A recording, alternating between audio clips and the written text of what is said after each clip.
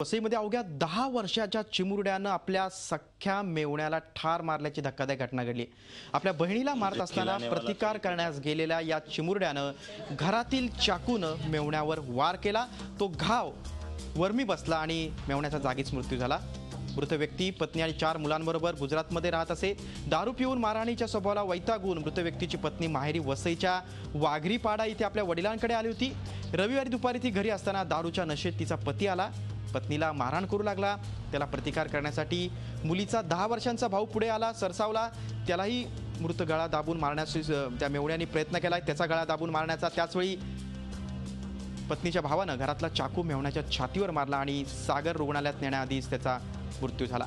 माणिकपूर पोलिसांनी गुन्हा दाखल केला असून अल्पवयीन मुलाला सध्या ताब्यात घेतले।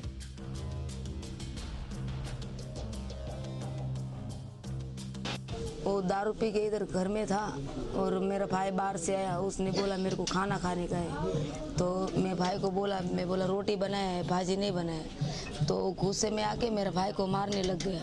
2-3 झापड़ लगाया, 2-4 बुक्का मारा, ऐसा मारा। फिर इधर वो पतरे में उसको ऐसा गला पकड़ के उसको इधर ऐसा चिपका दिया। तो ये बर्तन का जाली है ना, रखने का, बर्तन रखने का, तो उसमें छुरी था, तो उसको ऐसा गर्दन ऊपर कर दिया था मेरा भाई का। तो उसका ऐसा हाथ वो जाली में चला गया। उसको लगा को बेलन है, ऐसा ही इसने पकड़ा और ऐसा ही मारा उसने। जब लग गया ना तभी उसको मालूम पड़ा कि चाकू है। उसको मालूम नहीं था कि चाकू है, गलती से लग गया उसको।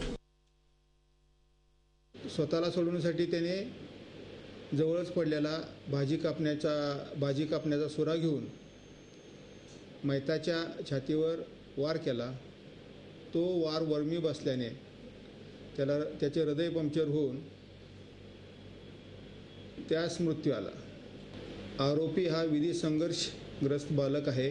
आरोपीचं वय साधारण 10 ते 11 वर्षाच्या दरम्यान आहे आणि आरोपी सध्या पोलिसांच्या ताब्यात आहे। झी 24 तास रहा एक पाऊल पुढे।